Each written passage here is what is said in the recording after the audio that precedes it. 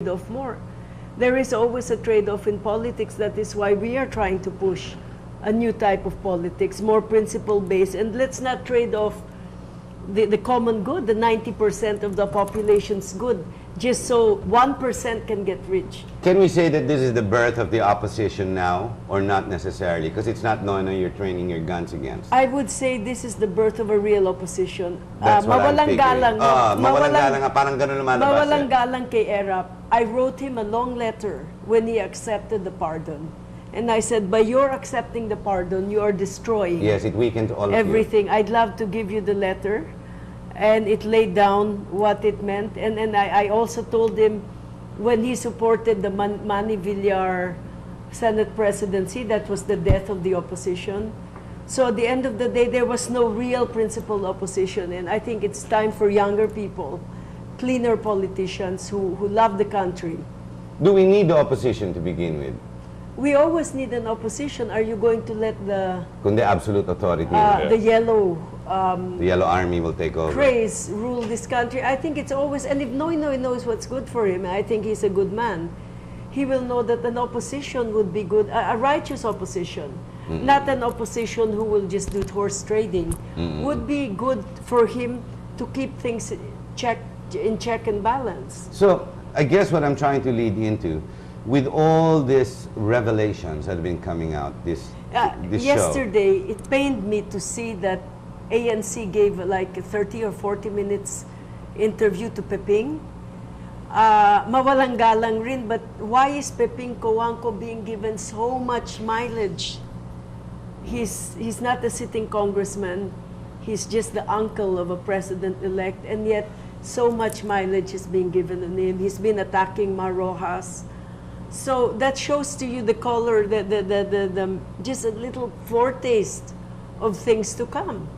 This man is the power behind the power, so why give him, I mean, if he's not, and nobody, why give so much mileage to him? Maybe it's a sign of things to come. Yes. Alam mo naman, the Yellow Army has been perceived. Boy or the Saicon perception. is back in the game. Oh, thank God, he's my friend. At least kilala ko. No? So I'll know who to rub up to. Ganun pala yan, ano? Isn't that politics? Parang ganun. But no, hang on. That's all a joke. Ladies and gentlemen, I like to joke around like that, but it's not exactly what I'm trying to say.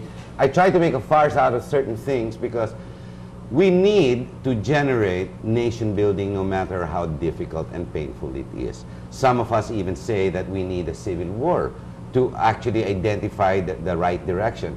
I somehow am against that. But yes, we have to bite that pill. So, regardless of consequence, we have to know the truth.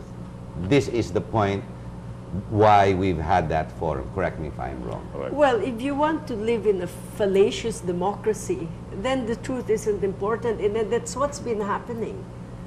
So I guess that's the message I got on this show. Ms. Senator, we're already at the end of the program. I'd like to give you the opportunity to address our viewers directly without any questions from me. This cameraman. Well, it's just very simple, Harry. Toti has been very supportive. I cannot believe that the patriotism and the selfless service that the Philippine Computer Society has given to the nation, even if they were not fully utilized in the Joint Committee. But as a parting word, I'd like just to say I hope there are more patriots like the Philippine Computer Society, like yourself, who would really like to know the truth. Because if we say it's not good for the country and let's close our eyes, then we cannot call ourselves a democracy, because this is really a blatant lack of transparency to a major conspiracy that was hatched, perhaps with or without glorious knowledge. But to just say, yes, life goes on, I think we would be doing our country a major disservice, because then only a PICOS machine, only a few computer literate people could determine the nationwide elections in 2013 and 2016. So it would just be a matter of an electronically generated computer results. Wag na lang sana bumoto ang taong bayan. I believe the results were already programmed even before we voted. What a farce. Budgeting that much so people can vote when, the votes are already there. Tapos ang kwento. As painful as that may sound, thank you very much. Very revelating. The revelation is really interesting. Cesar Flores for president the next time around. But Toti Casiño, your message. Well, to our viewers out there, it's sad that we had this type of polotonation conducted and been accepted as truly a successful one when actually there were so many glitches and so many lapses and so many securities have been compromised. And we cannot accept this sitting down and fed to our faces and say, this will be the next trend, this will be the next level of election towards the next generation.